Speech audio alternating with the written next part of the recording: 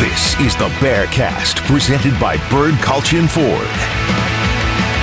Bird Culture Ford has been in Waco since 1936. Ford is the #1 selling truck in Texas, 43 years running.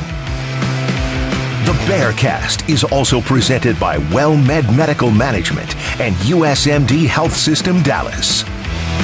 Here's Craig Smoke and Grayson Grundhafer. What's going on, everyone? Welcome into another edition of the Bearcast. Today, I'm riding solo, no Craig today, so I'm just going to go through the game that we saw this weekend, Baylor versus BYU. We're going to talk about Baylor versus Texas State, preview that a little bit, and of course, dive into the mailbag. But as always, I appreciate y'all for listening, tuning in. So let's dive right into it with this Baylor versus BYU matchup. Really tough loss for the Bears. They go into Provo. They lose in double overtime, 26-20. Unable to pull this one out despite being given plenty of opportunities in this game. Really disappointing performance by the offense in general. The defense even had some moments that I don't think that they're particularly proud of. And some just moments where you get better, right? And try to develop as a team and as a program. And right now I know it's really disappointing. And I know for me, looking at kind of where the program is at, they're 3-8 under Dave Aranda in road games. Their only 3 wins on the road are against Kansas, Texas State, and Kansas State. And those were all last year. It just has not translated from home to away, and it didn't again this past weekend. Now, did they get blown out? No. Were they completely and utterly rattled? No. But did they come up short, and did they have a performance that was not what we've seen from this program in the last 2 years? Sort of. In some aspects, this game reminded me a lot of the TCU game last year. And I'm not going to say that TCU is as good as BYU, but I think you got a really good performance from the opposing quarterback. Your quarterback didn't have his best day. You didn't bring your best stuff to the table. You were given opportunities to win the game, and you just simply didn't take those opportunities. And so I think it does draw some parallels to that TCU game. I know it's different. I know Jaron Hall didn't go crazy like Chandler Morris, but he did make some special throws, and his receivers made some plays as well. So let's kind of go through the game. I know each week when Craig and I do this, we start off going through the drives. So the beginning of the game, BYU drives down the field 65 yards, got a field goal on that drive. That was followed by punt, punt, punt, punt, punt, punt, punt, punt. I mean, just this consecutive drive of punts. I think that included 5 3-and-outs during those drives from the two teams. So both offenses really stuck in the mud. Baylor put together a really nice 13-play, 68-yard drive. That was in the second quarter. It was topped by a Quaylon Jones touchdown run with 1:37 left in the half. Isaiah Hankins did miss the field goal. It was a bad hold and then a missed extra point. So that made the score 6-3. Then the Baylor defense just relented. They really did not play well on this next drive for BYU. As the Cougars came out, they were throwing it around a lot. Chase Roberts had 3 grabs on this drive. He had 14 yards, 11 yards, 20 yards. The 20-yard one was a touchdown on Lorando Johnson with 2 seconds left in the half. Really disappointing into the half, I felt like. So that made it 10-6 BYU, and I felt like that was a huge momentum killer for Baylor as they had just driven down the field, looked like they had finally figured some things out offensively, and then the defense immediately gives up a touchdown. I felt like even if you hold them to a field goal, you're in a much better spot. They weren't able to do that. So second quarter starts up. Baylor, once again, another nice drive, 9 plays, 77 yards. I felt like this was the most comfortable we were going to see Blake Shapen throughout the game as he completed passes to Gavin Holmes, Hal Presley, Quaylon Jones, and then it was finally topped off by another Quaylon Jones touchdown on that drive to make the score 13-10. BYU responded again. 13 play, 54 yards. They squared the game up 13-all. Baylor punted. BYU got the ball back, and you got the 5-play, 54-yard drive for a touchdown. Really tough, I felt like, on that drive. Giving up just kind of one of those really long drives where You had just scored, once again, found momentum, then you punted, and then touchdown. So 10 straight points for BYU there. That was on the throwback pass from Chase Roberts to Jaron Hall. That made the score 20-13 BYU. Baylor turned right around and answered thanks to a strong running approach. Once again, 12 plays, 79 yards. Baylor scored with 10 minutes left in the fourth quarter on a Ben Sims reception touchdown from Blake Shapen. That knotted things up 20-all. Then you had 2 straight punts. BYU punted after going 34 yards. Baylor got the ball, drove it to about midfield, and it was 4th and 6, and they decided to punt it away and force BYU to drive a long ways. They had to go 90 yards if they were going to score a touchdown, and really would have to go quite a few yards just to get into field goal range, and they did it. As they hit on a couple plays, but the big one was Chase Roberts, 37 yards as he turned around A.J. McCarty pretty badly.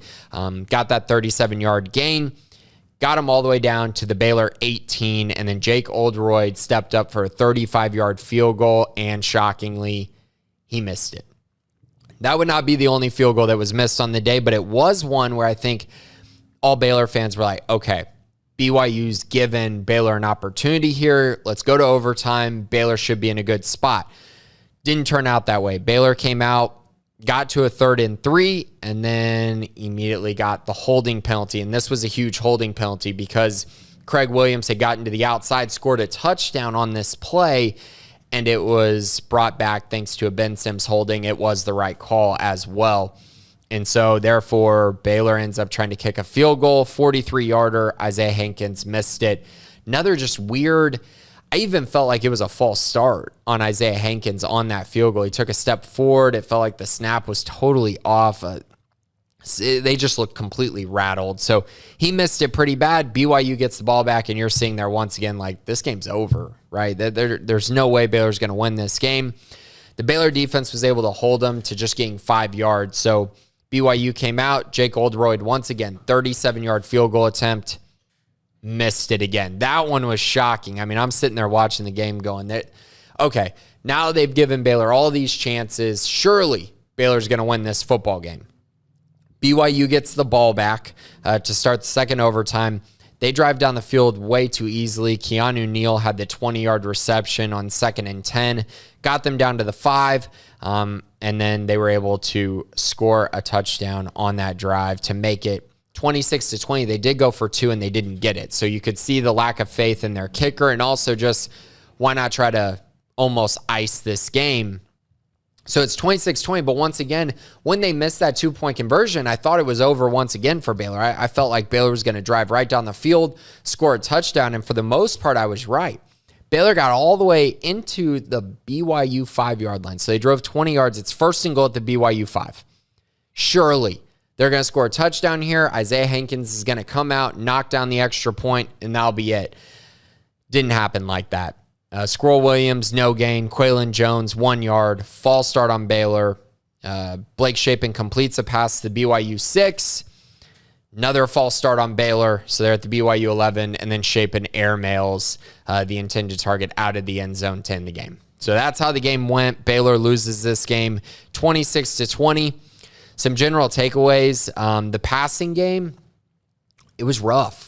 I mean, there's really no other way around it. It was really rough to watch. Blake Shapen, 18 of 28, 137 yards, 1 touchdown, 35.9 QBR, which was the second lowest in the entire Big 12 for week 2. It just did not happen for them. Hal Presley was the leading receiver, 3 catches, 31 yards. Ben Sims, 4 for 30 yards and a touchdown. Overall, those were the only 2 guys who were really even relevant in the passing game whatsoever. It just felt like they were uncomfortable. And a part of that was the BYU defense. They had 5 quarterback hurries to go along with 4 sacks. I felt like they were doing a nice job getting into the backfield. I also felt like Shapen was rattled. He was.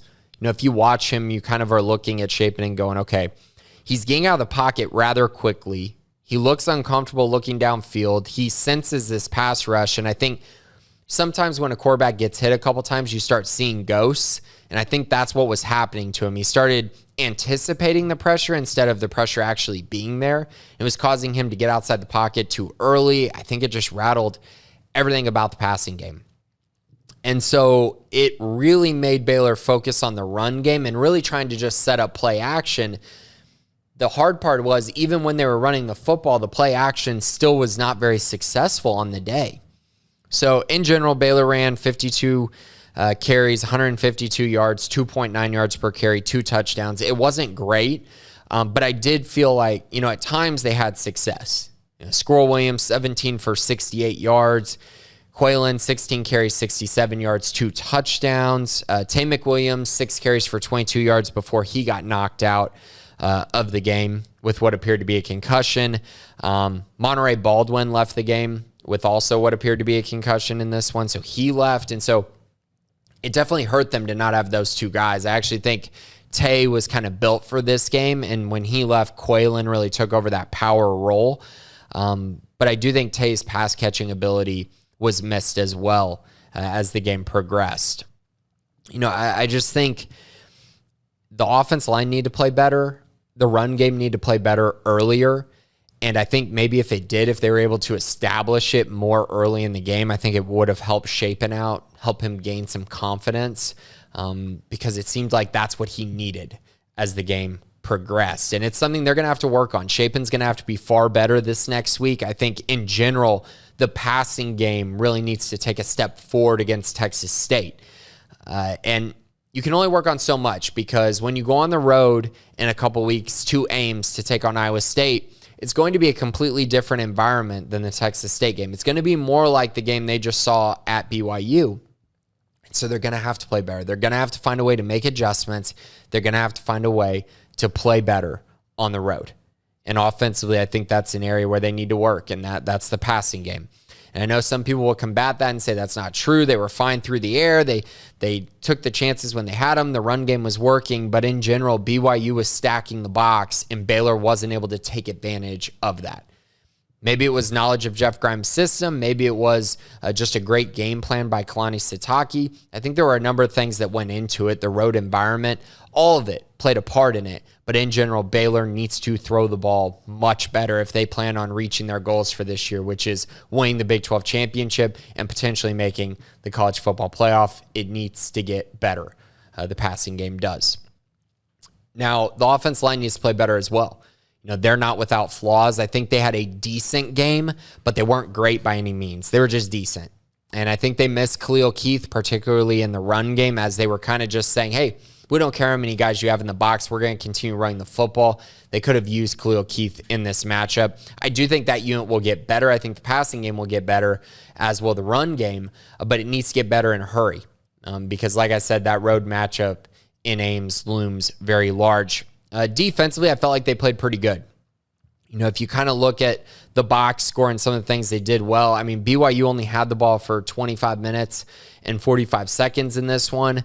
They had 366 yards, but they were only 3 of 14 on third downs. I felt like the defense played pretty good. They didn't force any turnovers. They weren't causing too much havoc, but I did feel like internally they sped up Jaren Hall's clock just enough to make him inefficient at times. The problem is the simple fact that they were giving up certain explosive plays, especially to Chase Roberts, and those explosive plays kind of made up for the lack of consistency in the BYU offense. And I think the most alarming part for me is that BYU didn't have Gunnar Romney or Puka Nacua. I don't want to hear these theories that, if they played, it would have been better for Baylor. I don't believe in that. I don't buy that at all. I think the other team wants the most talent they can possibly have, and I think it ruined their scheme to a certain amount when you're missing both of those guys and you're having to rely on your third receiver to be great. And Chase Roberts was their third receiver, and he was great on the day. I think if you watch this game, the two best offensive players on either team were Jaren Hall and Chase Roberts, and they both played for BYU. And ultimately, that was the difference in the game. They were able to produce more consistently than the guys on the Baylor offense. I went through and I did some stats, and Roberts really feasted on man-to-man coverage. 5 of his receptions and his touchdown were on man-to-man. Some came on A.J. McCarty, Mark Milton as well, and then, of course, his touchdown was on Lorando Johnson. He also drew a pass interference on Lorando Johnson. So he was just a nuisance. And Baylor really had no answer for him. Now, I know he had some other catches in zone, but in general, he did feast on the man coverage, and he won his one-on-one battles, and that's not a great sign. I know a lot of people have been talking about how Jaren Hall's not going to be, Baylor's not going to face another quarterback as good as Jaren Hall. But the problem is that they're going to face many other offenses that have more weapons and better weapons than BYU had on Saturday night. And they're going to have to be better in man. They're going to have to be better in coverage in general. But particularly, I think the cornerbacks need to play better. That's just plain and simply what I saw. I feel like most of the teams Baylor's played so far between Albany and BYU, the shots have been against man-to-man coverage. They've taken shots down the sideline, kept it out of the middle of the field, and really tried to exploit one-on-one matchups. And that's something I do think Baylor needs to improve on this week against Texas State. Outside of that, on defense, Matt Jones played really well. I felt like Tyrone Brown came in and played well for Dylan Doyle when he had to come in and replace him. Brown was pretty good in coverage. I think that's where you saw, kind of him take a step and be as good or better than Doyle, probably better than Doyle in coverage. But as Dave Aranda said this week, they did take a step back in stopping the run. And you saw that in the overtime when BYU was able to score a rushing touchdown. Not having Doyle definitely mattered. And not having his presence and voice on the field, I do think mattered, even though Brown did play well. And he's a young guy that I do think can be a very productive player for them. Some other guys, I felt like the defense line was good, but I also felt like it came in waves, right? They played good against the run, obviously, as they held BYU to 33 carries for 83 yards. So that's 2.5 yards per carry. But the sacks, they only had 2 of them. The hurries, they had 3 of them. But I felt like as the game progressed, they looked tired. They looked like a team that was getting hit by the altitude, which makes sense. I mean, it's tough to play at BYU, but it just seemed like they fell flat at some points and weren't getting as much pressure on Jaren Hall as they did early in the game. And I think that reared its ugly head with the explosive plays that BYU was able to hit on. So something to adapt for. They're not going to have to play in that altitude again this year, which is a great sign. But I did feel like there needs to be a higher level of consistency getting after the quarterback than what they had this past weekend. I felt like BYU's defense played about as good. I felt like they matched the Baylor defense. They matched the physicality that Baylor brought in last year's game and that Baylor brought into this game. And I think that ultimately was probably the difference in this game, was how physical BYU was, how prepared they were, and just how well they played in their home environment. So at the end of the day, Baylor drops to 1-1. It's a disappointing loss, one that I think they can bounce back from. But I think at the end of the day, it's really going to come down to, can Baylor get over these road losses? Can they turn these road losses into motivation to play better on the road? They have a really tough road schedule coming up when you talk about the fact that they got to go to Ames, take on Iowa State. They got to go to Lubbock. They got to go to Morgantown. They got to go to Texas. They got to go to Norman. I mean, there's a lot of meat left on the bone and a lot of opportunities to go get wins on the road, but also a lot of opportunities to come up with losses, and they can't afford many more of those going forward. So that's it for BYU. I don't want to dive, I don't want to dwell on it too much. I think if you watched the game, you probably came away pretty disappointed in the loss since they were given so many chances. But I also think you came away probably feeling like, hey, Baylor hung in the game with a team that is now a top 12 team in the country, and you only lost by 6 in double overtime. So you're in the game, but ultimately that doesn't really matter. You got to come away with wins. You got to find a way to win these type of football games. And now going forward, it's how do you get better? How do you improve going into this Texas State matchup? And I think the things I'm going to be looking for in this matchup is the passing game first and foremost. Can Blake Shapen improve? And can these receivers and Shapen himself gain some confidence in the passing game? You saw it in week 1 against Albany, but last week took a step back. Now, how do you take a step forward? Can you get better? Can you improve? Can guys like Hal Presley, Seth Jones, can they step up? Does Monterey Baldwin come back this week? Does Jordan Neighbors come back this week? Maybe even Javon Gibson. And adding that talent, does that help this offense thrive in the pass game? I think it could, but they need to go out and prove it. And I think this week they really need to gain confidence in that passing game. I also think pass protection, they need to gain some confidence as well. So Baylor faces Texas State this weekend. It's at 11 a.m. in McLean Stadium. Baylor is a 30.5-point favorite. 51.5 points is the over-under. Projected score is 42-10 on Pick Center. So Texas State, they have a win over or a loss to Nevada, 38-14. Nevada is not good, by the way. Nevada lost to Incarnate Word this past weekend in a game. They lost 55-41, and they beat Texas State 38-14. So maybe Texas State got better. They were able to get a win last week against Florida International, 41-12. That's impressive, right? Except for the fact that Florida International beat Bryant 38-37. Bryant is a pretty bad FCS school. So Texas State did what they had to this past weekend, but they're not a very good team at all. They don't really have a lot of weapons, and I think the game that you really need to focus on is the Nevada game, in which they just couldn't get out of their own way. With turnovers, they had 4 of them, 2 interceptions from their quarterback, Lane Hatcher. He's going to be the guy this year for them. They threw for 289 yards, but they had negative 12 rushing yards against Nevada. Negative 12 rushing yards. That does not bode well against this Baylor team that has been really stout against the run. So I expect the Bears to be great at stopping the run. I expect them to be really dominant up front. I don't think there's any question about that. Texas State, after that game, they're currently averaging 107 yards on the ground thanks to this Florida International performance. But in general, Baylor should be able to hold them under 100 yards rushing, and I think that's going to make Texas State one-dimensional. So I think one of the things that I'm looking forward to is Baylor getting pressure on the quarterback. I think a number I'm looking for is at least 4 sacks in this game. I also want to see turnovers. Baylor's yet to force an interception. They had a fumble recovery in the first game.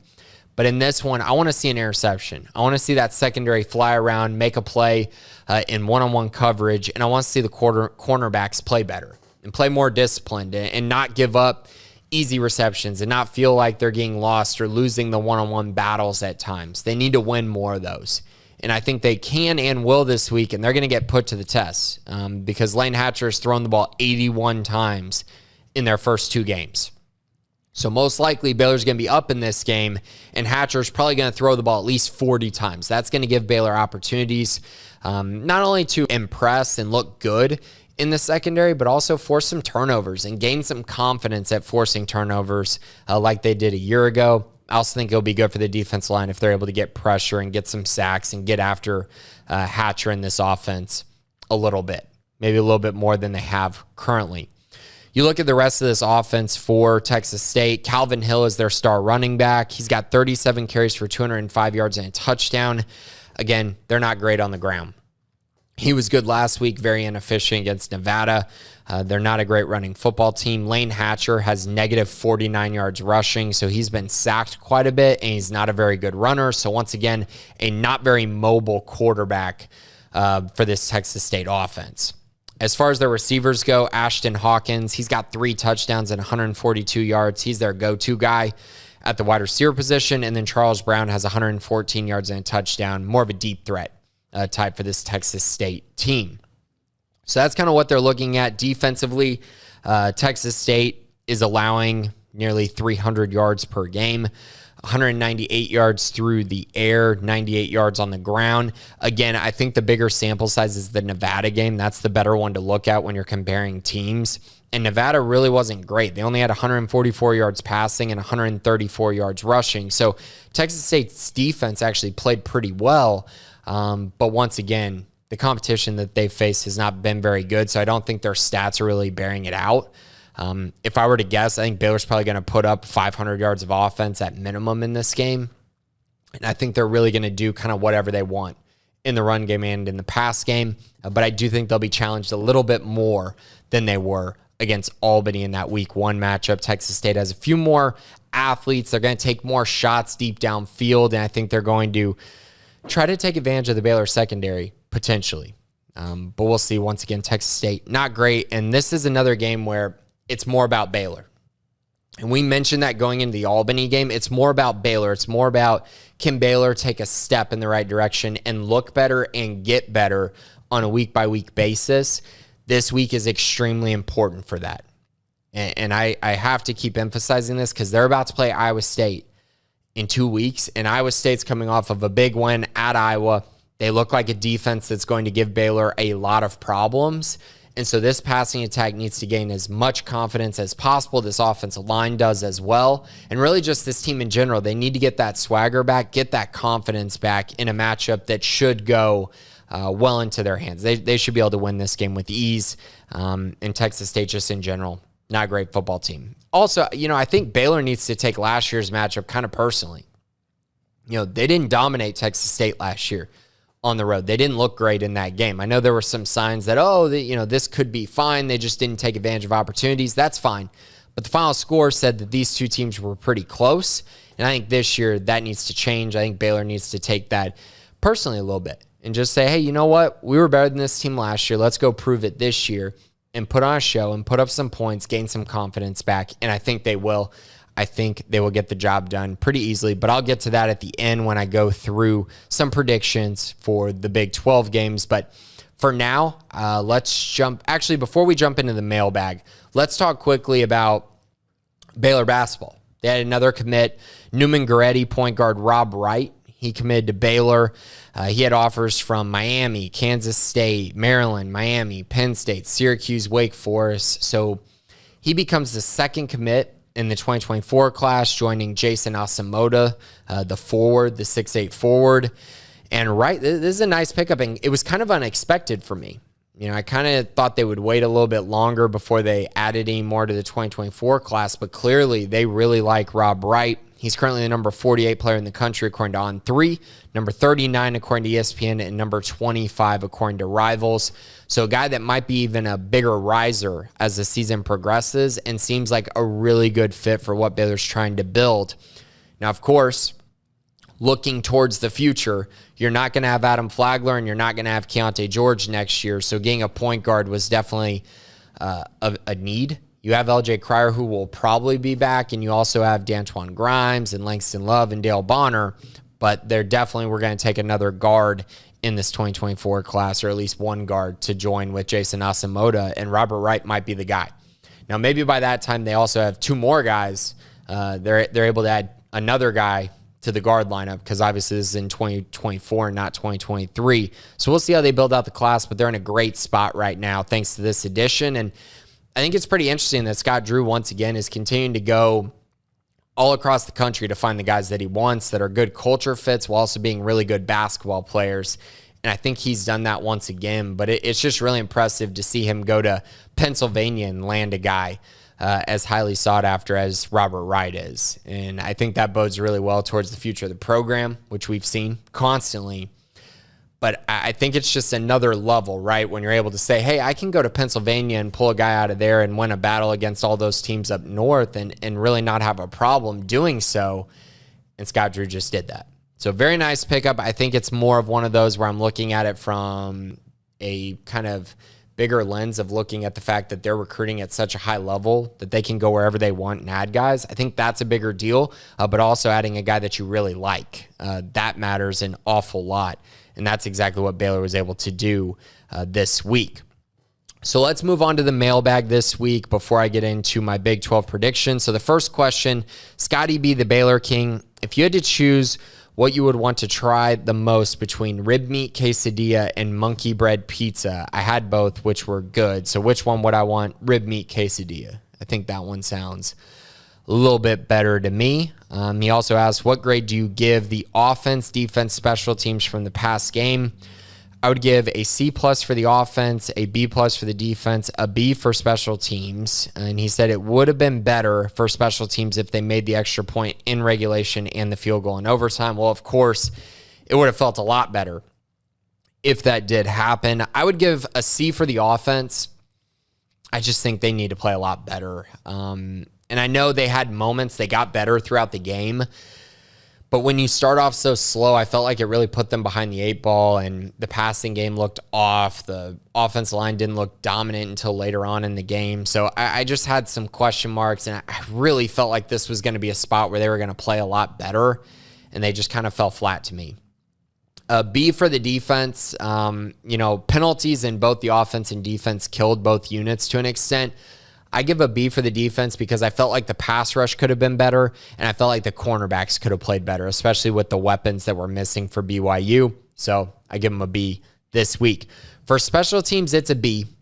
Isaiah Hankins did not play well, but Isaac Power was balling. He played so well in this game. He had 4 of his 6 punts were down inside the 20. The BYU kicker had 0 down inside the 20. So that kind of tells you there was a huge gap there between those two.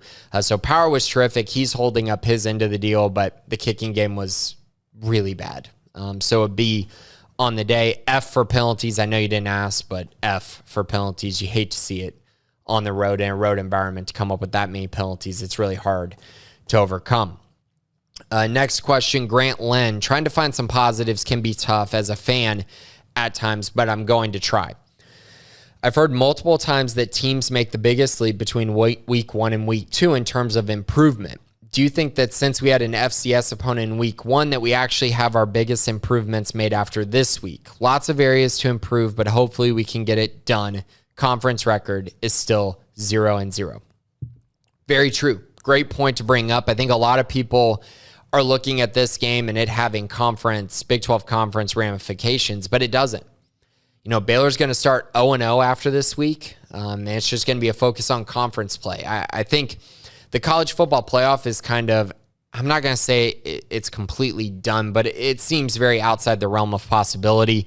I brought this up with the guys when I was talking in the studio earlier, but since 2011, when the conference shifted to the 9-game schedule, only one team has gone undefeated in Big 12 play, and that was Oklahoma in 2016.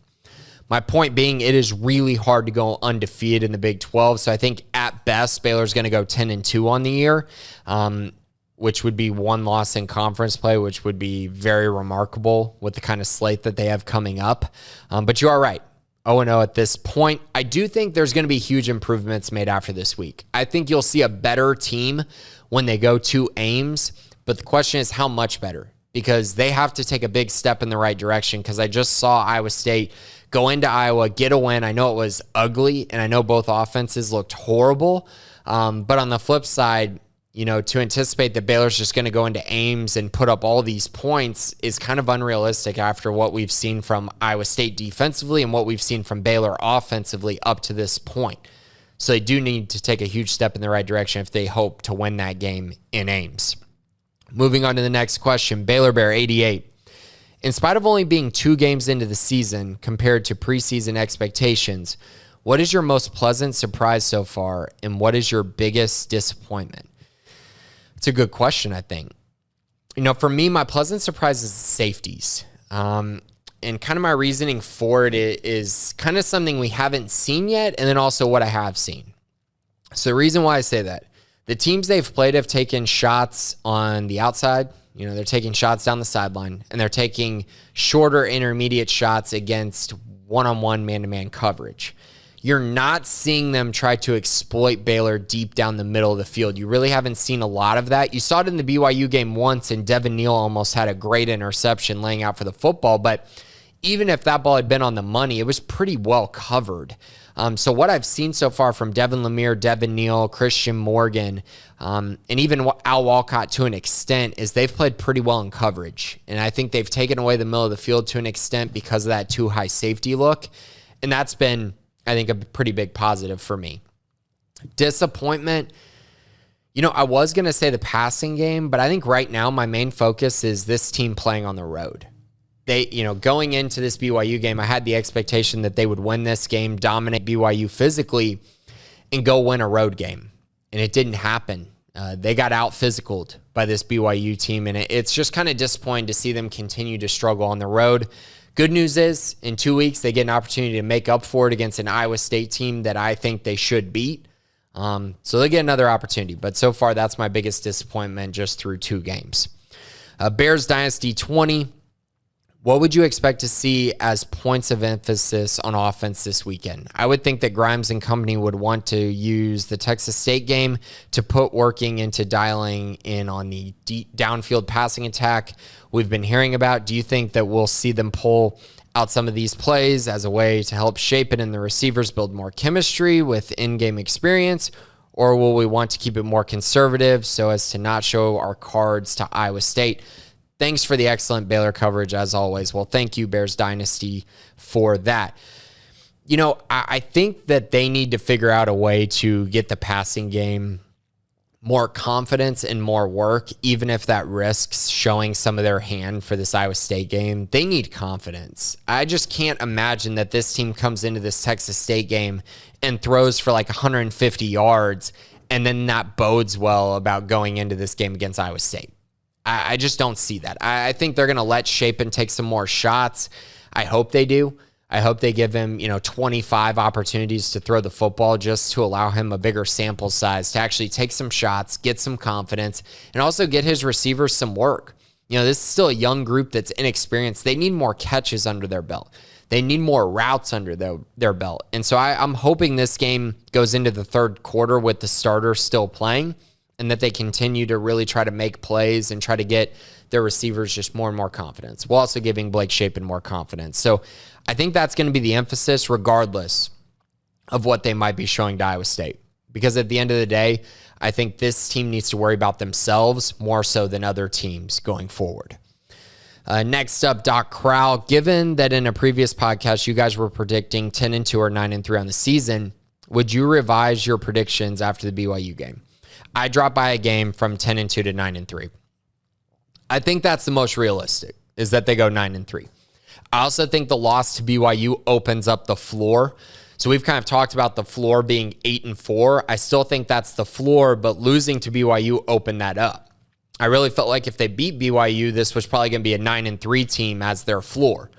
So now the floor shrunk a little bit and the ceiling has shrunk a little bit, as I don't think they're going to go 11-1 or 12-1 with the Big 12 championship. I think that will be really tough. Possible, sure, but really, really tough based on historical context and the fact that it's really hard to go undefeated in Big 12 play. So I think 9-3 is the most realistic. That'd be 2 conference losses. And so I still think 9-3 is probably the one that I would lean towards, even though I do think this team is plenty capable of going 10-2. I just am probably leaning towards 9-3 at this point. Thanks for that question. E. Nyball, does this game change your personal outlook on the team this season? Why or why not? Like I said, it's just more of a ceiling floor type thing. It drops the ceiling a little bit and it makes the floor, more attainable. That 8-4 mark is in question now. I mean, they could even go 7-5 if they play really, really bad. But overall, my outlook hasn't changed a ton. I have this team going 10-2 heading into the year. So if they go 9-3, 10-2, I still feel pretty good about what my expectations were coming into the season. Final question, Grant Lynn. I know non-conference games are scheduled in advance, but I really wish we wouldn't have our big non-conference games on the road in years when we only have 4 conference home games. Do you think this is something that Mac looks at when making future schedules, or is it too difficult to do that with how the landscape of college football is changing? Maybe if we've played better on the road the last couple seasons, I wouldn't even be thinking about this. Well, I think with realignment coming, the schedule might look totally different next year. So I think that's something to keep an eye on, is that, adding these teams is going to change up Baylor's schedule. It's not going to be the same as it has been in the past where, the odd years were the years to take advantage of. Like Baylor did in 2021 and in 2019, they had such great schedules with their road home splits. So there's really not a way to guess that when you're doing it in advance, at least at current state. Now, a few years ago, they had that opportunity, kind of knowing where you were going to play various games. But to be honest, I think in general, it kind of all changes on a year-by-year basis based on who's good and who's not good. So I think it's kind of hard to predict that and hard to kind of go all in with this mindset of, okay, in the odd years, let's try to get a home non-conference game instead of a road one. I just think it becomes more complicated when you're just trying to schedule the best matchups possible. So that's kind of where I am at on that. But thanks everyone for all the questions this week. Lots of good ones. Lots of very intriguing ones, I would say, heading in to the year and hanging into this matchup against Texas State. And I think a lot of people are kind of wondering the same thing, right? Expectations. How are those changing with this loss? And I would still say the goal is still in front of Baylor. And that goal is to win the Big 12 championship again. And that is still very much in play. So don't get too down on the loss, even though it was a very disappointing one. So Let's move into our Big 12 predictions for the week. Let's start off with this 11 a.m. contest. Oklahoma taking on Nebraska in Lincoln. Nebraska just lost their head coach, Scott Frost. The game is on Fox. Oklahoma is an 11.5-point favorite in this one. The over-under is 67. I think Oklahoma's going to win this game. I think Nebraska's in free fall right now. And I think that's going to be how it is the rest of the year. And so I think Oklahoma comes in, wins this one pretty easily. I think they'll probably cover. I'll have them win this one something like 41-20. I got the Sooners in that one. At 12 p.m., Towson travels to Morgantown to take on West Virginia. West Virginia coming off of another just close loss. It's just Neil Brown, guys. I mean, this... I feel so bad for him. He just can't win these close games. And losing to Kansas is really bad as well. As we know, Kansas has been really bad in the past. They're not as bad this year. But still, you can't lose that game at home. You absolutely cannot. I expect West Virginia to bounce back in a big way in this one against Towson. I like the Mountaineers. How about 44-14? They get the job done. Get in the win column. Finally, it's been a rough start to the year for the Mountaineers. Next up, Ohio travels to Ames to take on Iowa State. This game is at 1 on ESPN+. Iowa State is an 18-point favorite, over under 49.5. Iowa State's coming off that big win over Iowa. I think they get the job done. I do think it'll be low scoring. I don't trust Iowa State's offense at all. But I think they win this one. I'll have the final score 31-14. They get the job done. Next up, Tulane travels to Manhattan to take on Kansas State. This game's at 2 p.m. on ESPN+. Kansas State looking really good. They destroyed Missouri this past weekend. Tulane is undefeated right now, but they haven't really played anyone so far on the year. I think Kansas State rolls. They're a 15-point favorite. 47 is the over-under. I expect Kansas State to win this one fairly convincingly. Probably something like 48-17. I think they're going to dominate this game against Tulane. Next up on ESPNU, how about the Kansas Jayhawks? They're traveling to Houston. Houston has been in 2 overtime games in their first games to start the year. Kansas, of course, has 2 wins. They're 2-0, and they have a conference win over West Virginia. Houston's a 10-point favorite. The over-under is 58. I'm expecting a little bit of a shootout in this one, but I'm expecting Houston to win this one. I think Kansas's crazy year, their undefeated season comes to an end against Houston. I think the final score will be 31-27. It'll be a close game, but I expect Houston to come away with a win. Next game on the list, 6 p.m., Arkansas Pine Bluff travels to Stillwater to take on Oklahoma State. This is on ESPN+. Oklahoma State's going to name the score here, 66-13. I think they win this game. It's going to be a blowout.